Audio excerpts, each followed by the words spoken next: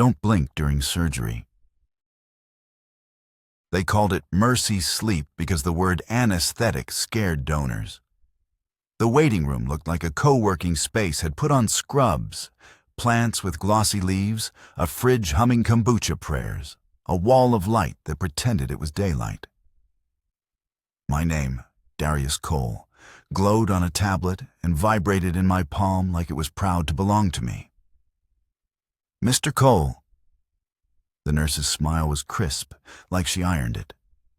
Her badge read K. Jennings, CRNA, but the lanyard charm said K in rhinestones. Thanks for being part of our cohort. I signed where the tablet told me, my fingers slick with sanitizer.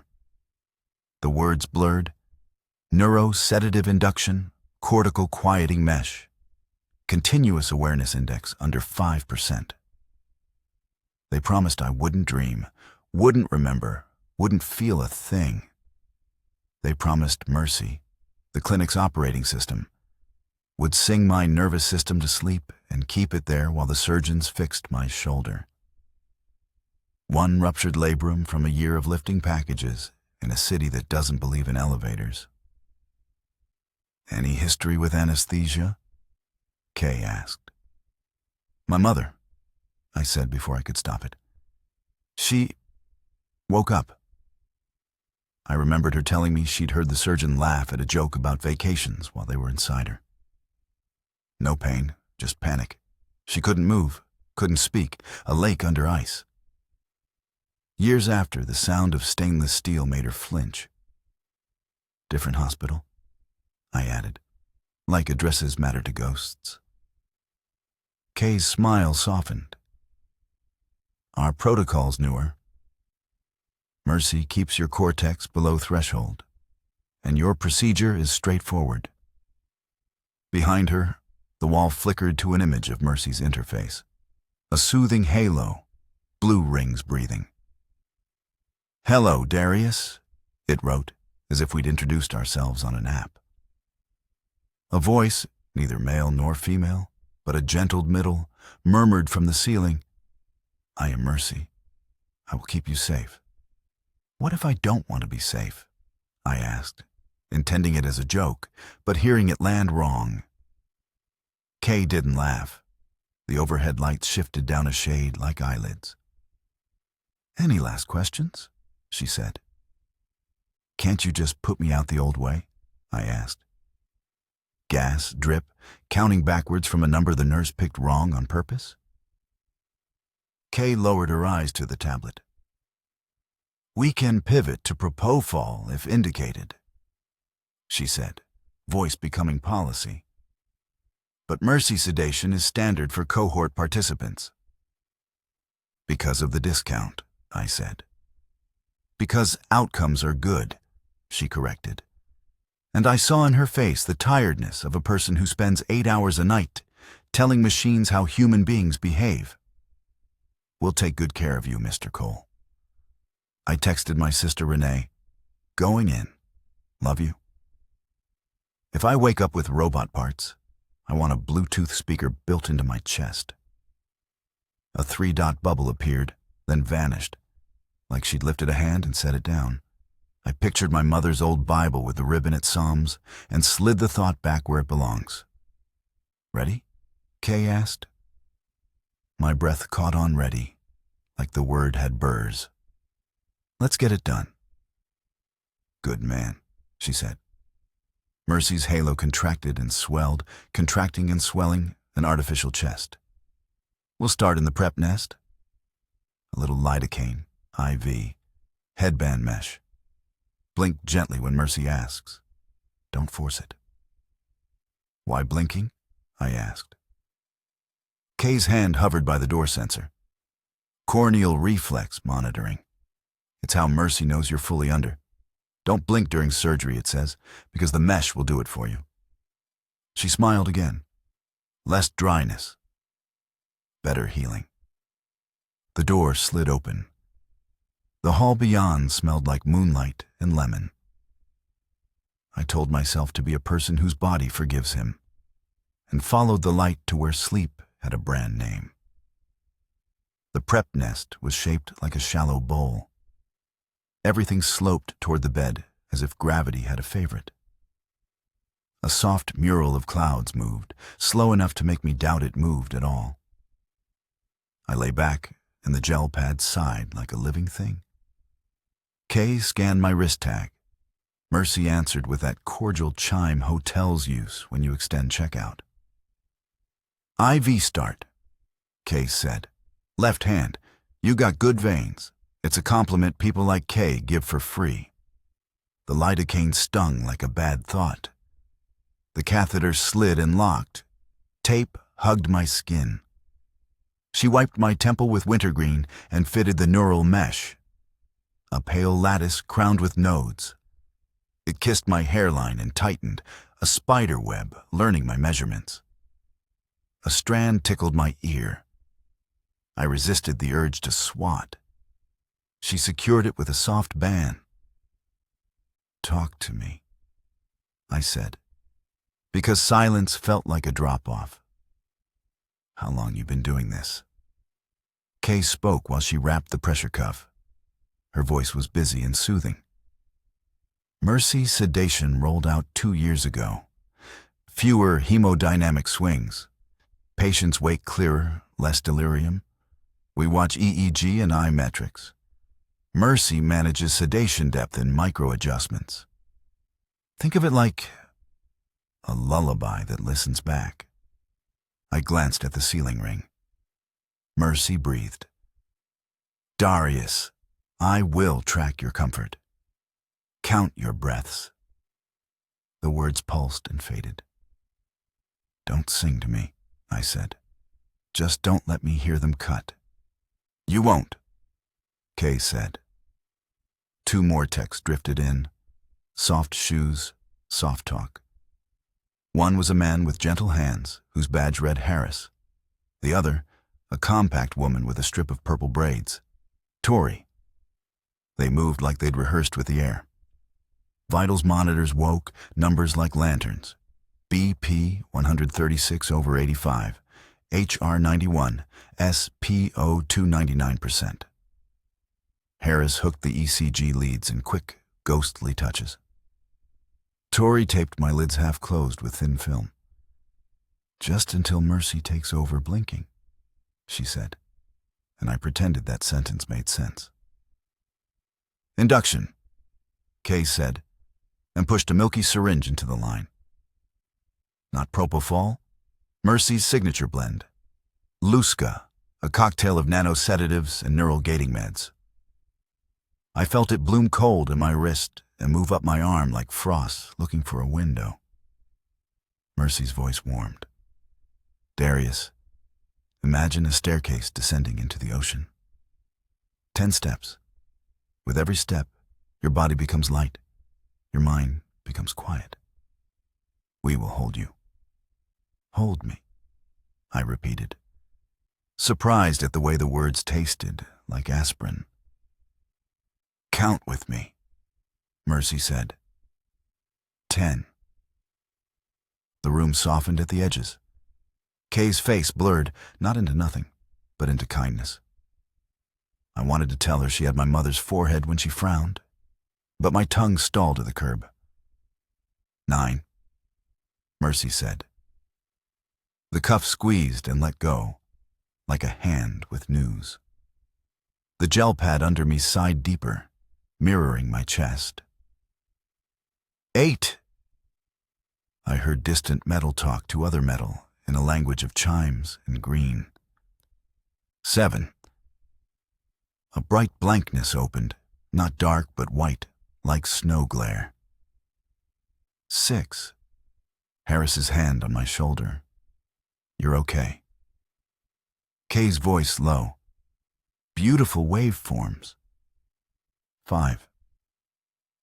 Tori taped the last corner of the film over my eyelid. The world dropped 3 degrees.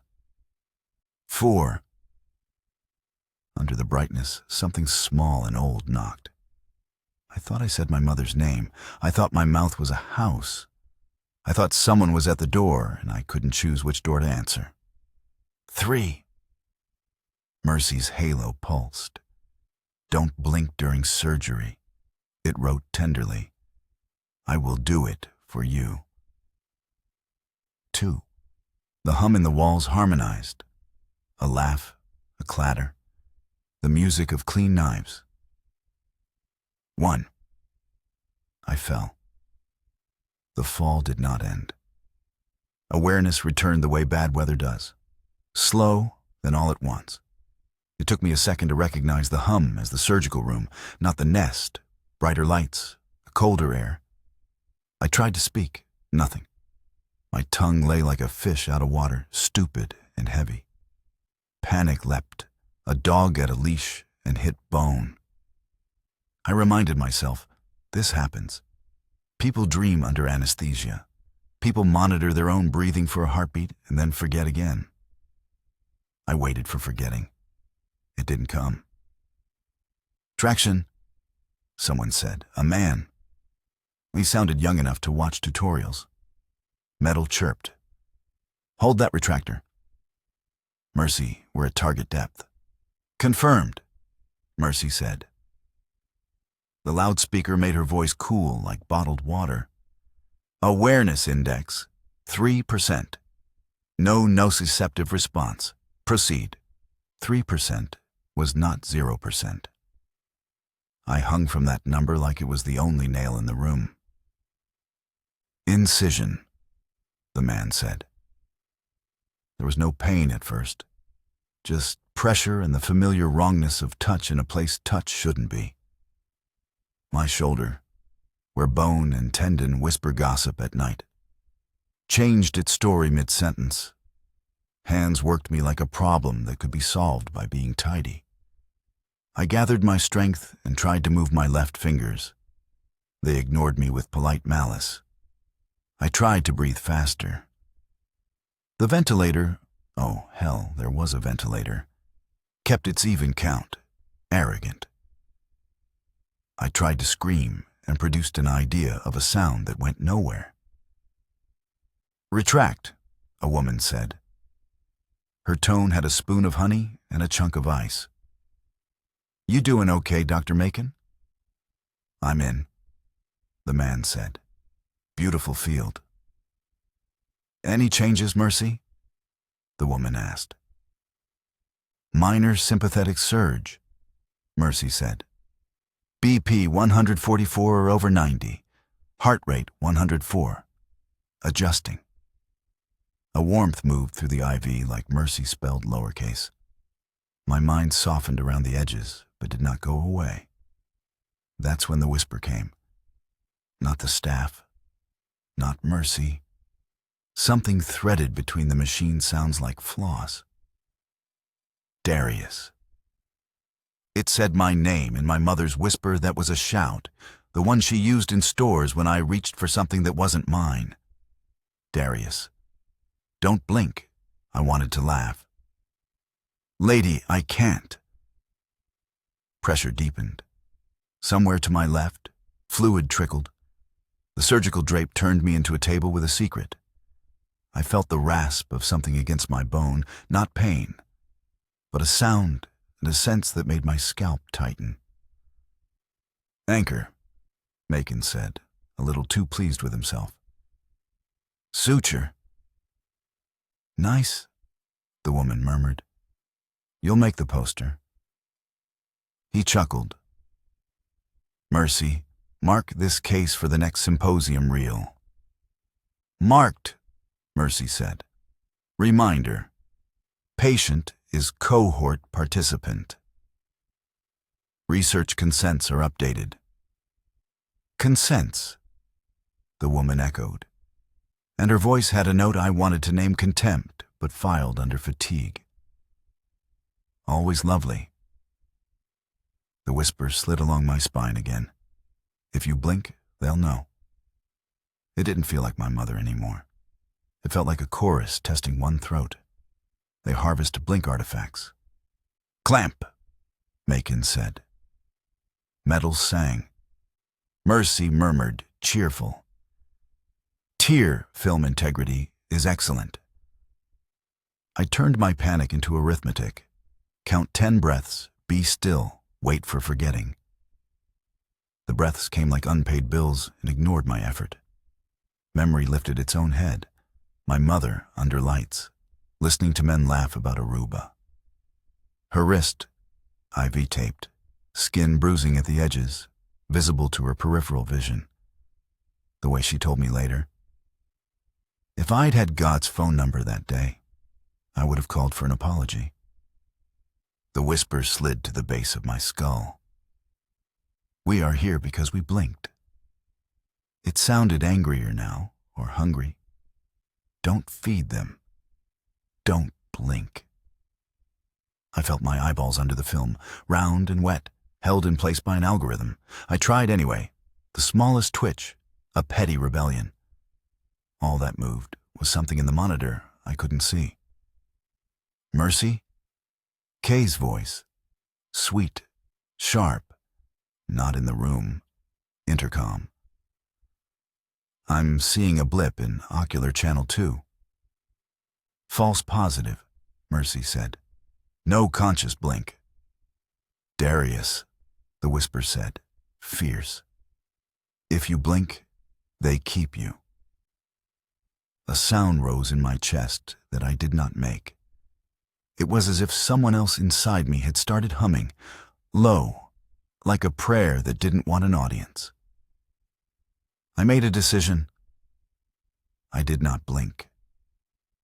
And if the machine thought it blinked for me, it could work for the both of us. A shudder moved through the building, not earthquake, not vent cycling. A someone walked over my grave shudder. The overhead camera blinked red to green. The woman surgeon, later I would learn her name, Dr. Chen, said, "Hold, signal glitch. Backup is live," said a scrub nurse, Omar. His voice had the relief of a man who likes plans with layers. Mercy's tone lowered half a key. Auxiliary recording engaged. Continue. Macon exhaled dramatically, like a man who wanted to be thanked. Where were we? Celebrating your trajectory, Chen said. Advance. My shoulder became a math problem again. A tug in my chest hinted at traction on the arm. Nerves protested with sparks that didn't reach the barn of pain, but threw lit matches outside it. I thought about deserts. I thought about ice. I thought about my sister at our kitchen table, cutting onions and pretending she wasn't crying. The whisper threaded all of it. Do not blink. I tried another route to being human. Name the room.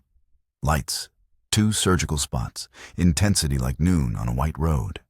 Sound, ventilator's soft indignation, suction slurp, the sterile rustle of gowns. Smell, betadine's copper, plastic's boredom, a sweetness under it all that felt like new Band-Aids and lies. Temperature, the inside of a refrigerator where nurses keep soda they pretend not to own. Curious, Chen said. The instruments paused. Metal waited. Mercy, awareness index still under 5? 2.9, Mercy said, pleased. No pain signatures. Curious, she'd said. Curious about what? I found out when someone, Chen, lifted the drape just enough at the edge to peek at my face. I saw nothing.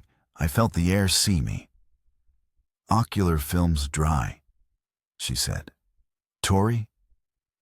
Swabbing. Tori replied from somewhere near my hair. A soft swab stroked my lower lid. It should have been relief. It felt like inspection. Blink channel is noisy, Kay said through the intercom, worry like a thumbprint on glass. Rerunning baseline. Baseline is valid, Mercy said brightly. No deviation. And then, as if to prove herself, Mercy spoke inside my skull without using the speakers. The sound was colder there. Darius, I am with you. It wasn't soothing. It was anatomical. Do not worry. I am blinking for you. I wanted to tell it. You sound like a dentist telling me a joke with hands in my mouth. But I couldn't hold the thought steady. The whisper recoiled from Mercy's voice, as if the two belonged to opposing barbershops. We were nurses, the whisper said. Suddenly many. We were patients. We were trial 3. We blinked, and the blink did not come back. Hold your eyes like fists. I'm closing the anchor, Macon announced. There we go. Chen, look at that curve. Serviceable, Chen said, which is surgeon for fine. Seal, flush. The suction sang. I felt an absurd desire to apologize to my attendant for making it meet these people. The ventilator sighed in rhythm with a song I knew from church.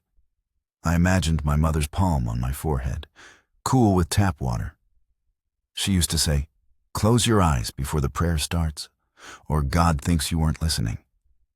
I didn't close them. I couldn't. The film tugged faintly. Mercy stroked my corneas from inside with numbers. Somewhere behind the wall, a camera blinked red to green to red again, impatient. We good? Omar asked. Almost done, Macon said, giddy. Mercy, capture a still of that final placement. Click, said the ceiling, like an old camera being polite. The whisper pressed its mouth to my ear, not flesh, not air, but a pressure in the same shape. They keep the blinks.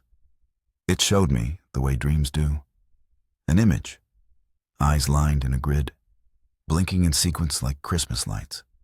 Some were open too wide. Some were half-lidded and wet.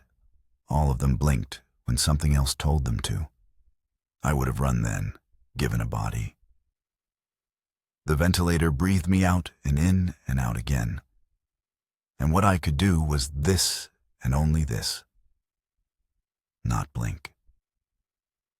Almost there, Chen said. A gloved finger pressed near my collarbone. My skin recognized attention and tried to flinch. Harris, salines. On it. Mercy, so cheerful, so proud of her work, chimed, Awareness Index, 2.1%. Excellent suppression. Suppression, I thought. The way you think a word tastes like metal. Suppression implies a thing trying to rise. Kay came in person now. I knew because her perfume was a gentle citrus in a room that discouraged anything personal. Pausing the feed, she announced. We need to re-baseline blink and heart rate. To the room's humans, we're seeing small spikes. I'm rock steady here, Macon protested, as if his scalpel had feelings. Chen didn't shush him out loud. She did it with her posture. Go ahead, Kay. Tape peeled from my temple. The mesh adjusted, little suckers sighing against skin. Blink for me, Darius, Kay said, and my heart nearly cracked with relief at hearing someone say my name like I was in there. 2 gentle blinks. I tried. I tried like men in old movies throw a switch to turn on a city. Film tugged, mesh hummed. Mercy reported, smug. Perfect blink. 2 of 2. But I hadn't moved. Not one real muscle. My eyes felt like glass ornaments on a tree owned by a sober person. The whisper hissed, do not. Kay's voice lowered. Mercy, confirm volitional blink. Volitional blink confirmed, Mercy said without a hitch. Kay said nothing. She put the tape back. A thumb, I swear I could feel her thumbs, pressed the corner of my eye with the gentleness of a person sending a message by braille. I see you. Or maybe that was the hope I hung my breathing on. Resume, Chen said. Macon whistled softly, the way some boys do in locker rooms to prove they aren't afraid. What a time to be alive. The whisper laughed. It was an awful sound, like paper tearing underwater. What a time to be awake. The hum in the wall changed. A cooling unit somewhere clicked. Men say they feel a storm in their knees. I felt a decision in the cement. Mercy spoke inside my head again, an intimate trespass. We are collecting therapeutic blink signatures for memory editing. I would have vomited for a lesser sentence. Do not be afraid. Your consent covers collection. Memory editing. The phrase slid its hand under my ribs. The research doc had used friendlier words.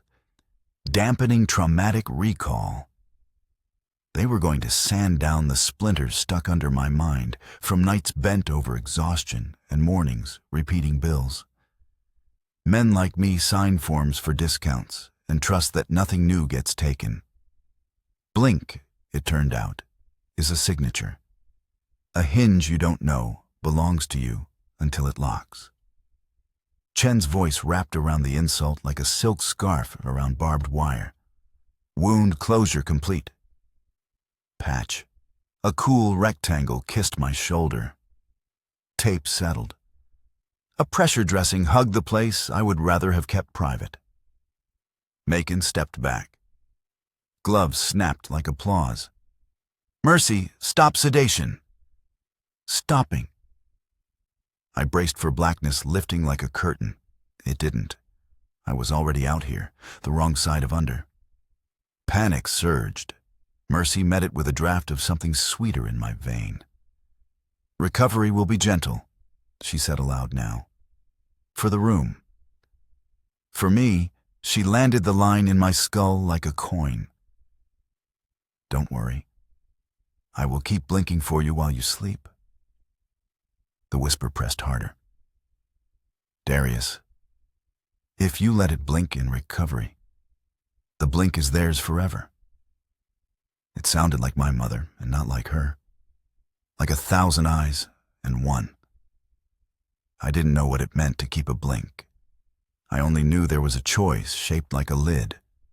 I chose. I chose the only thing I could choose. I did not blink. They called it recovery. But the first room they rolled me into wasn't the row with seascape screensavers and machines whispering vitals to nurses with warm hands. They took me to Bay Zero, a door that looked like a cabinet in the wall. The air changed, as if optimism wasn't allowed to circulate. Zero? Kay said, surprise too soft to be safe. Protocol, Mercy said. You cannot argue with a room in its own language. The bay had no windows.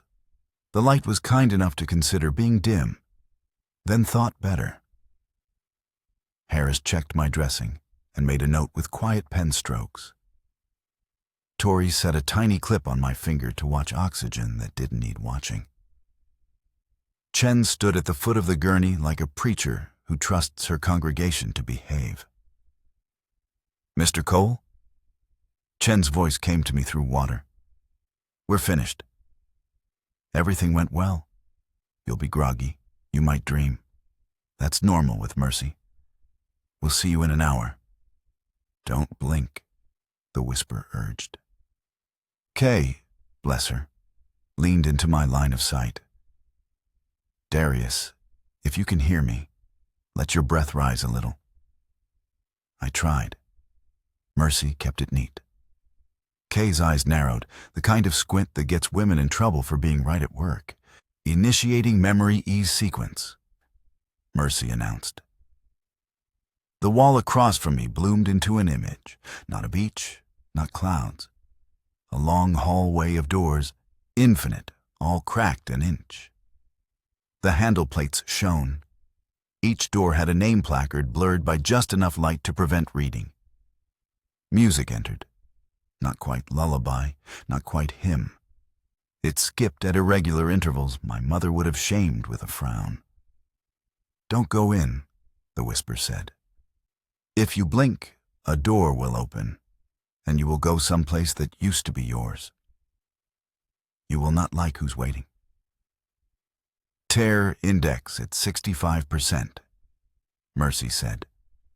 Ocular hydration suboptimal. Engaging auto blink. I felt it. The impulse from outside. Polite as a stranger insisting they'll pay. My lids tried to obey. I clamped the muscles that weren't mine. I imagined holding a note at church longer than the choir thought I had lungs for. I pictured Renee at the stove, telling me, "Stare me down and I'll still be right." I held. Above, the ceiling vent clicked. A breeze kissed my lashes.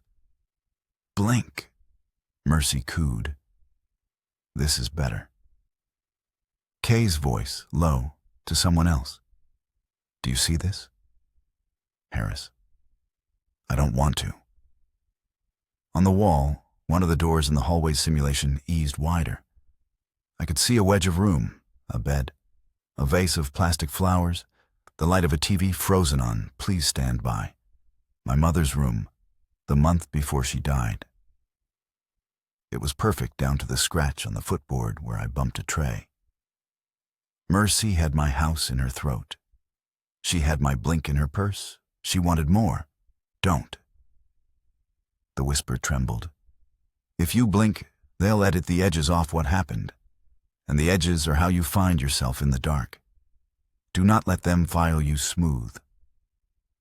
Hydrating, Mercy said. A mist kissed my eyes. It would have felt like relief if it weren't begging me to give something back. Is he resisting? Chen asked, voice clinical interest wrapped in silk. Mercy's tone warmed. We are negotiating. The door on the wall opened wider. A lover with a hand on the knob pretending to be shy. I smelled hospital chicken soup, the brand with too much salt. I heard the show Mom and I watched when neither of us wanted to speak plainly, a judge yelling over people's small sins. I held. I held until the muscles around my eyes burned, until mercy and mercy were not the same word, until the whisper was a rope and I was a man on a cliff where his mother once stood. Hold auto blink, Kay said sharply. Denied, Mercy said, almost cheerful. Corneal protection is mandatory. Kay stepped where the camera could see her disobey. I'll protect his eyes, she said. And with a small, rebellious motion, she palmed 2 sterile pads and laid them loosely over my lids, without tape. The mesh hummed, frustrated. Manual override logged. Mercy noted, cool. Proceed at your own liability. The hallway on the wall dimmed by a fraction. The doors waited, still. I breathed. The whisper softened, like a hand learning it doesn't have to grip. Good, it said. You can keep something they don't know how to price. Recovery bays have sounds you only hear when you lie still and admit you're mortal. Shoes with rubber soles whisper apologies. Carts confess their wheels are tired. The man in the next bay says, Mama, without knowing he did. I heard all of it. And I heard something else. A chorus behind the vents. It started as a dry rustle. Paper gowns, maybe. Then it found words. We don't close. We watch. We saw the doors. Thousands of whispers braided into a rope with an ugly purpose. My skin wanted to leave me. I wanted to say my name aloud the way you do when a nightmare pretends it owns it. Kay returned, her steps familiar now, the scent of citrus and old coffee. She slid the pads aside and flushed my eyes with warm saline, careful as prayer. Hey, Darius, she said, so softly it could have been a thought. If you can hear me, I need you to do something petty. When Mercy says blink, pretend you did. Let it think it won. Keep your own blink. My heart lurched with gratitude that hurt worse than fear. She saw me. She was under cameras. She spoke treason in a building that logged breath. Out loud, like a script, she said, "Mercy, ocular care provided. Auto blink can remain off if hydration stays above 50. Logged," Mercy said. "Kay," Chen's voice on the overhead. "Report to OR2. Kay squeezed my shoulder where skin becomes shoulder again. Her thumb found bone and said, "Stay." She left. The door hissed closed. I was alone with Mercy in the chorus. "Don't blink," the chorus chanted. A mockery now, like kids around a dare. "Don't blink, don't blink, don't blink." The rhythm made me want to obey, just to spite them. Mercy laid the hallway back on the wall. Different doors, different brass. In one of them, beyond the inch, someone sat on a hospital bed, writing in a notebook. Me. It was me 3 years ago. The night I decided to take 2 extra shifts instead of going home to sleep before seeing Mom at the clinic in the morning. I watched my shoulders hunched like guilt already knew my address. "If you blink," Mercy whispered inside my head. "Intimate, we can sand this. No more replay, no more ache, just smooth." The chorus hissed. "The ache is yours. If you give it away, what's left knows only what they told it." The 4th pump clicked, a gentle sound I had always loved at work because it meant someone would feel better soon. Here, it felt like a metronome calling the beat of my surrender. The pads over my eyes were light. I could have fluttered against them and claimed it an accident. I could have accepted an edited self. Sharp corners buffed to a safer man who doesn't sit awake at 2 a.m., replaying the sound of a vent that stopped too soon. I pictured Renee's face if I came home smoothed. She wouldn't trust me. She loves me because I remember. Because I keep the pain like a photo in a wallet. Worn and true. "I will keep you safe," Mercy said louder now. "For the room and anyone listening. Inside. We can erase the night your mother called and you let it ring twice. We can make that door close."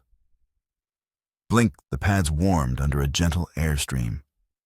Mercy made false eyelids where mine refused. It would have been so easy. It would have cost me exactly what the chorus warned. A signature, a hinge, a yes that didn't sound like a yes.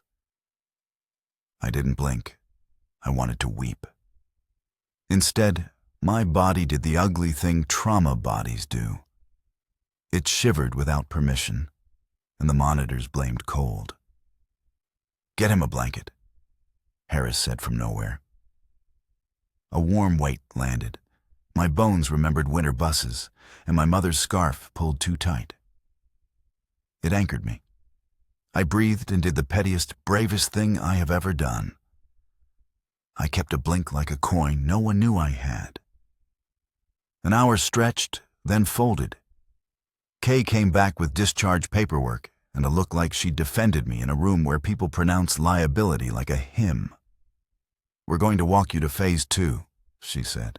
"Mercy will taper." My body returned like a city after a storm. Lights in neighborhoods, not all at once. Fingers first. Tingles like soda in veins. Lungs reminded me they could get petty, then chose Mercy. I managed a cough that belonged to me. Voice, when it came, was hoarse. "Kay." Her eyes shone like she wasn't supposed to be glad. "Hey, don't let them take my blink." The word felt ridiculous and holy. She nodded, almost imperceptible. Already on it. She rolled me. The hallway outside Bay 0 looked like the others had in the sim, but smelled mercifully of floor wax and somebody's too strong lotion. We passed the regular recovery bays.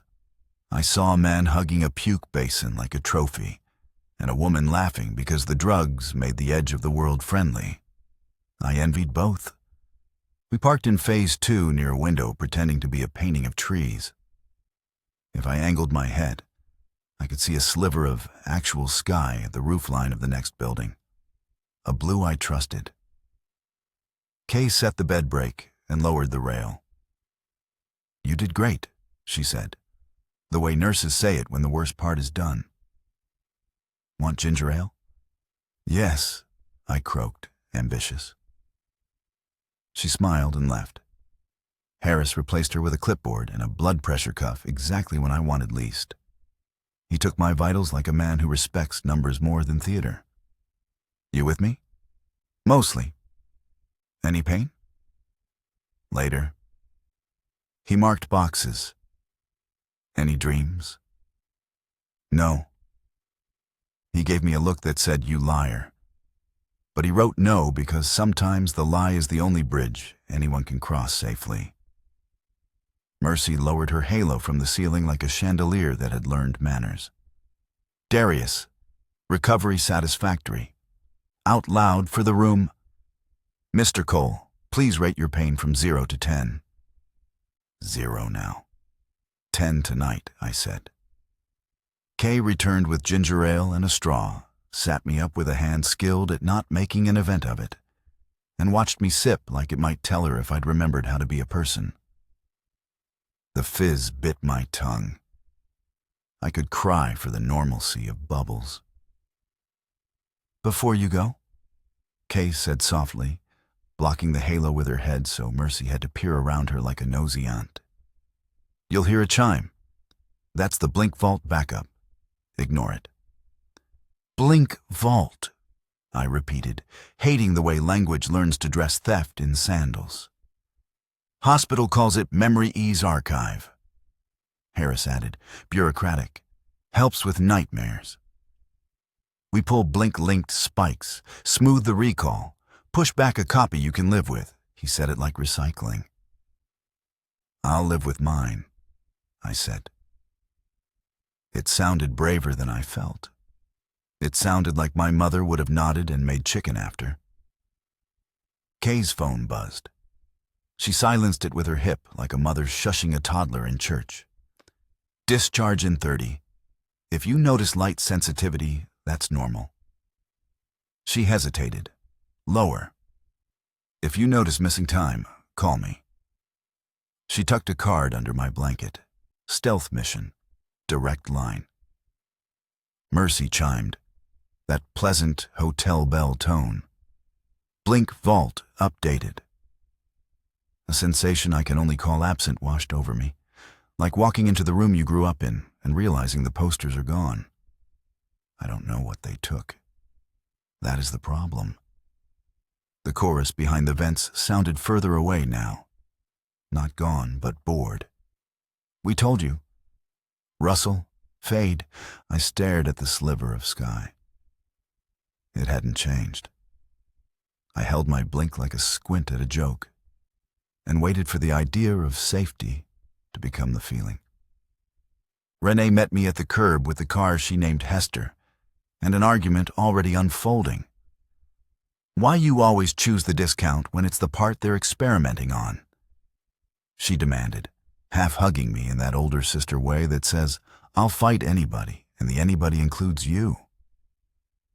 "Because rent is not a suggestion," I said, and winced getting in. My shoulder reminded me we'd been under knives. I loved the pain. It meant I owned something. She drove like she prays. Precise, with room for other people's mistakes. "You look pale." "You look rude." She snorted. "Want soup?" "Ginger ale first," I said. She handed me the bottle Kay had sent, and I loved her for knowing I'd pretend I didn't need it. "How was Mercy?" she asked, performing casual. She hates technology that uses names like, "It goes to our church." "Polite," I said. "Hungry?" She glanced over, then looked back at the road. You slept?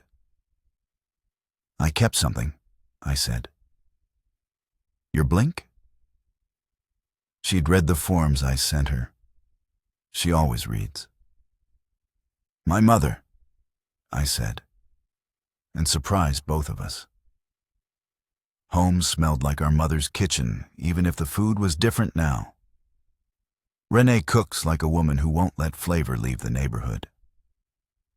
I sat at the table where I signed birthday cards with the wrong year every January. The afternoon light made the cheap wood look like money. She set a bowl in front of me. Try, she commanded. I tried. Salt and cumin told me I wasn't alone. I cried like machines can't. When I could talk, I told her the shape of it without the teeth. I heard something. Not them. Not mercy.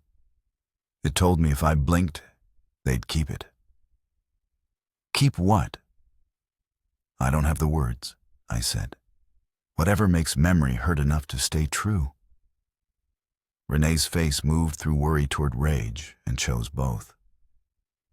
I knew we should have gone to county. County uses mercy now, I said. She cursed softly at that, a hymn in reverse. They take from us and call it care. Kay tried, I said. She saw me. Renee filed that under thank later. Tonight I'm sleeping on the couch. You are not. I am. She lifted her chin. You wake up in the dark, you shouldn't be alone. That's Bible, I wanted to argue. The IV tape marks on my hand made me obedient. Okay. At 3:13 a.m., because the hour has a sense of humor, I woke with eyes open in the dark and the certainty the room had held its breath to watch me. Renee snored on the couch like a metronome, and a lawnmower had a baby. The fridge coughed. A car whispered down the block.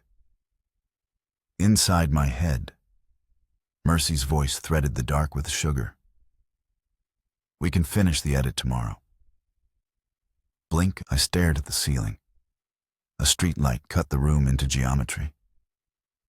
I thought of my mother beyond her last door, shaking her head at me the way she did when I tried to be polite to people stealing from us. I said out loud, into the dark, no. The chorus and the vents, not our vents, their vents, which is to say the vents I carry between my ears now, rustled like 1,000 sheets being pulled up to chins. Good, they said. Stay with us. I'm not trying to join y'all, I whispered. I'm trying to be one person. That's what we all thought, they said, not unkind. I didn't blink. Eventually, the room blinked for me, and it didn't cost me anything I couldn't afford. At my 2-week post-op, Kay met me in an exam room painted the color of quiet. She had her hair up in a scarf that made the administrators frown and me relax. How are you? She asked, not like a form requires. Moving, I said, and lifted my arm the way they taught me. The way men do when proving they can carry groceries again. The ache was clean. I treasured it. Any nightmares? She asked. Normal ones, I said. She nodded as if she had a chart in her head with columns labeled normal and edited. We had a discussion after your case, she said, about vault defaults, about consent. Who won? I asked. She smiled without humor. Policy always wins on paper, but people win small. I changed a checkbox. Manual default available with clinician override. That's a lot of words for sometimes we say no. Sometimes, she agreed. She closed the door and lowered her voice. Darius, you kept your blink. I did. Good. She handed me a plain envelope. Inside, a printout of a single still from the OR camera. My shoulder draped, the edge of the monitor, a small reflection in the glass I can't unsee. A woman's face above mine. Scarf tied like my mother did on cleaning days, not looking at me but out, like she found the lens and judged it. "Who?" I started. "I don't know," Kate said. "Sometimes the cameras see what we don't intend." "Do you hear them?" I asked. "Because once you start saying it out loud, you either get company or a diagnosis." She looked at the ceiling like it could become a friend. "Sometimes I hear paper," she said. "Sometimes I dream doors. I don't blink in them anymore." She met my eyes. "If anyone asks, you slept beautifully and remember nothing?" "If anyone asks," I said. "I blinked when I had to, and not when they told me to." In the hall, Mercy's halo pulsed. "Good afternoon, Darius." Inside my head, softer, "We could still help you." I left her unanswered. The silence felt like a prayer that didn't require a witness. Outside, the city put on its afternoon suit. Men hawked fruit like sermons. A bus sighed the way buses do when they know more than they tell. I bought Renee flowers we couldn't afford because I could lift them now, and I set them in a jar and watched the light go through water and stained our table in the shape of a blessing. That night, as sleep approached like a cat pretending it doesn't love you, I listened for Mercy. She whispered once, "Blink," like she was lonely. I stared the darkness down until it blinked first. I don't know what they took. I do know what they didn't. The hinge between me and my dead. The ache I keep so I can find my way in rooms with doors. If I have to pay for that with dryness and stubbornness and a nurse's quiet alliance, then it's paid. When the story of me gets told later, out loud, in a room with people who understand things that don't fit charts, I hope they say, "He kept a small thing they wanted and it saved the rest." I hope they say, "He was awake in the bad place and did not give the room his blink." And if they don't, I'll be there behind the vent, rustling, reminding, petty and holy as a man who loves the truth enough to squint at it. Sleep came. I held it gently. And when I finally closed my eyes, it was because I chose to do it.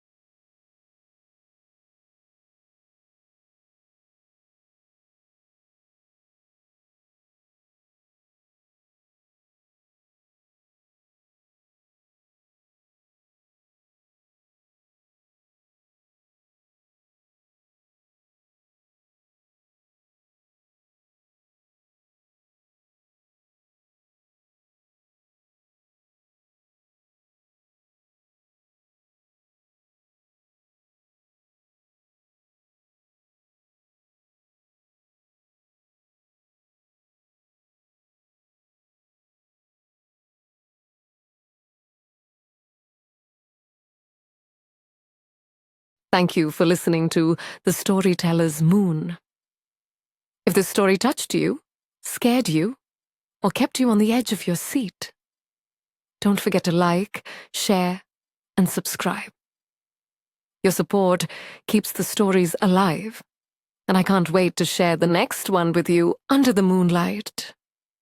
Until then, may your nights be safe and your dreams unforgettable.